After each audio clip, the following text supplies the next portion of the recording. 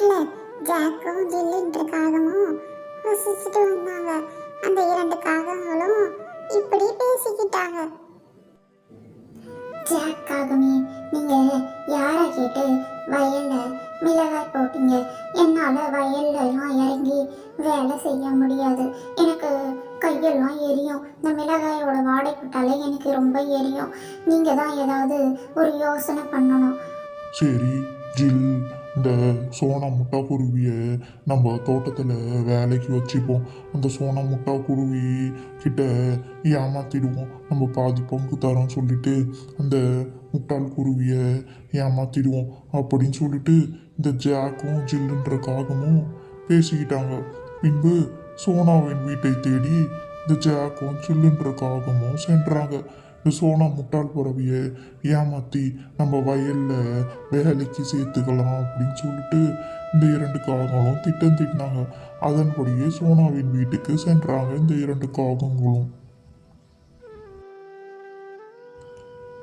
சோனாவின் வீட்டுக்கு சென்று சோனா கிட்ட, சோனா, நீ நீண்ட நாளாக வேலை இல்லாமல் இருக்கிற, எங்கள் வயலில் ஒரு வேலை இருக்குது, இந்த வேலையை செய்கிறியா? மிளகாய் செடிக்கு தண்ணி ஊற்றணும், களை எடுக்கணும், இந்த வேலையெல்லாம் வந்து பார்க்குறியா? அந்த வேலையெல்லாம் பார்த்தீங்கன்னா உனக்கும் வேலை இல்லாத கஷ்டம் தீரும், எங்களுக்கும் ஒரு ஆள் கிடச்ச மாதிரி இருக்கும். எங்கள் மிளகாய் தோட்டத்தை வந்து நீ வந்து பார்த்துக்கோ சோனா அப்படின்னு இந்த ஜாக்காவும் சோனா கிட்ட ஏமாற்ற முயற்சி செய்தது. எங்கள் மிளகாய் தோட்டத்தில் நீ வேலை செஞ்சினா பாதி பங்கு உனக்கு தரும் சோனா அப்படி சொல்லிட்டு சோனா குருவிய, இங்கே பாரு சோனா, முதல்ல வயலை உழுவணும், பின்பு மிளகாய் விதையெல்லாம் வாங்கி வச்சிருக்கேன், அதை எடுத்து நீ போடணும், வயலில் போட்டு நீர்லாம் விட்டுடணும். எனக்கு ஒரு வேலை இருக்குது சோனா, பக்கத்து காட்டில் தான் எங்கள் அம்மா இருக்காங்க, எங்கள் அம்மாவுக்கு உடம்பு சரியில்லை அப்படின்னு ஒரு கடிதம் வந்தது, நான் எங்கள் அம்மாவை பார்க்கறதுக்காக போகிறேன் அப்படின்னு சொல்லிட்டு இந்த ஜாக்காகவும் எல்லா வேலைகளையும் இந்த சோனா குருவியிடம் விட்டு விட்டு இந்த ஜாக்காகவும் சென்றது. இந்த சோனா குருவியோ எல்லா வேலையும் பார்த்து கொண்டு இருக்குது. விதை போடுவது, நீர் விடுவது என்று எல்லா வேலையும் பார்த்து கொண்டு இருந்தது. இந்த வயலை நன்றாக பார்த்து கொண்டு இருந்தது. அதே சமயத்தில் இந்த இந்த ஜாக்காகவும் ஜில்காகவும் ஒரு நதிக்கரையில் படுத்து உறங்கிக் கொண்டிருந்தனர். இரண்டு காகங்களும் நன்றாக சாப்பிட்டு விட்டு நதிக்கரையில் படுத்து உறங்கினர். எல்லா வேலைகளையும் அந்த சோனா குருவியிடம் விட்டு விட்டு இந்த இரண்டு காகங்களும் வயிறு முட்ட நன்றாக தின்று விட்டு படுத்து உறங்கினர். இந்த மிளகாய் செடிகளும் கொஞ்ச நாளிலேயே நன்றாக வளர்ந்தது. மிளகாய்களும் நன்றாக காய்த்து தொங்கின. நீண்ட நாட்களுக்கு பிறகு இந்த ஜாக்காவும் வயலை பார்க்கலாம் என்று வந்தது. வயலை பார்த்தவுடன் மிளகாய்கள் நன்றாக விளைந்திருப்பதை பார்த்தது. ஜாக்காகவும் ஒரு திட்டம் தீட்டியது.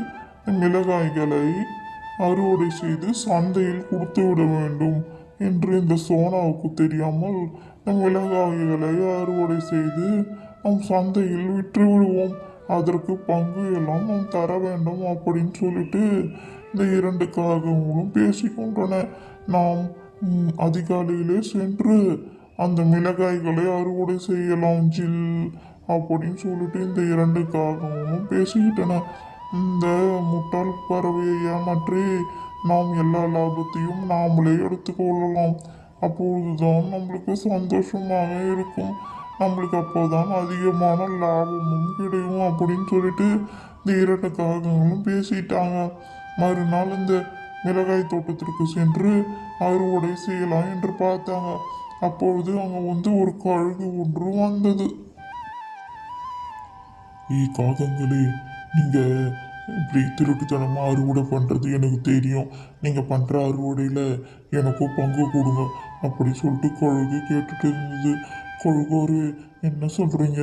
நாங்களும் சின்ன விவசாயம் பண்ணிகிட்ருக்கோம், எங்ககிட்ட வந்து பங்கு கேட்குறீங்க, உங்களுக்கு கொஞ்சமான பங்கு நாங்கள் தரோம் அப்படின்னு சொல்லிட்டு இந்த காகங்களும் கழுகும் பேசிக்கிட்டாங்க. பின்பு அறுவடை வேலையெல்லாம் செஞ்சுட்டு இருந்தாங்க. மிளகாய் எல்லாம் அறுவடை செய்து ஒரு கூடை நிறைய வைத்தாங்க இந்த இரண்டு காகங்களும்.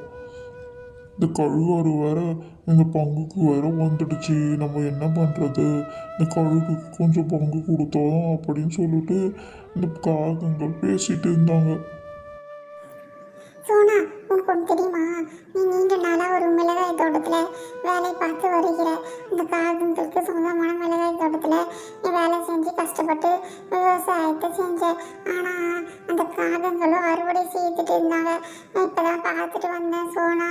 நம்ம 2 பேரும் சென்று இந்த காகங்களை நான் இந்த காகங்களுக்கு ஒரு தக்க தண்டனை தர வேண்டும் அப்படின்னு சொல்லிட்டு புறாவும் சோனாவும் பேசிக்கிட்டாங்க. பின்பு மிளகாய் தோட்டத்திற்கு போனாங்க சோனாவும் புறாவும். அங்கு காகங்களும் கழுகும் அறுவடை செய்துட்டு இருந்தா பார்த்தாங்க. இந்த பறவைகள் எல்லாம் சேர்ந்து இந்த காகத்தையும் கழுகையும் தாக்க தொடங்கினாங்க. மோசமான காகங்களே, இந்த தோட்டத்தை சோனா தான் பராமரிச்சுட்டு வந்தா. ஆனால் இப்போ வந்து நீங்கள் சோனாவை ஏமாத்தலாம் பார்க்குறீங்களா? மரியாதையை சோனாவுக்கு சேர வேண்டிய பங்கை கொடுங்க அப்படின்னு சொல்லிட்டு எல்லா பறவைகளும் தாக்க தொடங்கின. இந்த காகங்களும் தலை தெறிக்க அங்கே இருந்து ஓடின. பக்கத்து காட்டுறதுக்கு சென்று விடலாம் அப்படின்னு சொல்லிட்டு இந்த காகங்களும் கழுகும் பக்கத்து காட்டுறதுக்கு சென்றனர்.